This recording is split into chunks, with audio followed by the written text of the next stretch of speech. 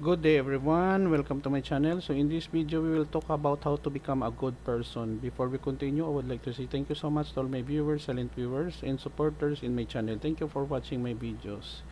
If you are new with my channel and then you like this video, please hit the like button. Don't forget to share. Please support my channel guys by clicking the subscribe button. So let's begin. How to become a good person. Becoming a good person is a lifelong journey that involves self-awareness, empathy, kindness, and a commitment to personal growth. Here are some steps you can take to become a better person. Number 1, self-reflection. Take time to reflect on your values, beliefs, and behaviors. Understand your strengths and weaknesses and identify areas where you can improve. 2. Practice empathy. Put yourself in others' shoes and try to understand their perspectives and feelings. Empathy helps you treat others with kindness and respect. Number 3, kindness. Practice random acts of kindness. Small gestures like holding the door for someone, offering a smile, or helping someone in a need can make a positive impact on others' lives. Number 4, respect. Treat everyone with respect regardless of their background, beliefs, or social status. Valuing diversity and showing consideration for others fosters a positive environment. Number 5, active listening. When interacting with others, listen attentively and genuinely. This shows you can care about their thoughts and feelings. Number 6, self-control. Develop emotional intelligence by learning to manage your emotions and reactions. Responding calmly and thoughtfully, even in challenging situations, demonstrates your maturity. Number 7, honesty. Be truthful and transparent in your interactions. Honesty builds trust and helps maintain healthy relationships. Number 8, forgiveness.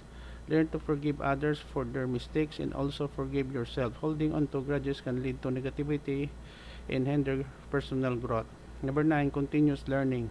Strive for personal development by learning new skills, reading, attending workshops, and seeking knowledge. This will growth contributes your ability to positively impact others. Number 10, volunteer and give back. Engage in community service or volunteering to help those in need. Contributing to your community fosters a sense of purpose and gives you opportunity to make a positive impact. Number 11, practice gratitude. Cultivate gratitude for the positive aspects of your life. This mindset shift can improve your overall outlook and interaction with others. Number 12, set boundaries. While being kind and helpful, it's also important to set healthy boundaries to protect your own well-being and prevent burnout. Number 13, apologize and learn. When you make mistakes, take responsibility and apologize sincerely. Use this situation as learning opportunities for personal growth. Number 14, avoid judgment. Refrain from making quick judgment about others. Everyone has its own struggles and experiences that shape them. Number 15, lead by example. Demonstrate the qualities you want to see in others. Your actions can inspire those around you to adopt a positive behaviors as well. Remember, becoming a good person is not about achieving perfection but striving for continuous improvement. It's a journey that requires ongoing effort, self-reflection, and a genuine desire to make a positive impact on the world around you. Okay guys, so this is the end of my report on how to become a good person. Thank you so much for watching. I hope that you have learned something new in this video. Don't forget to like, share, and please support my channel guys if you are new by clicking the subscribe button. See you in the next video tutorial guys. This is your friend Jake saying bye bye for now.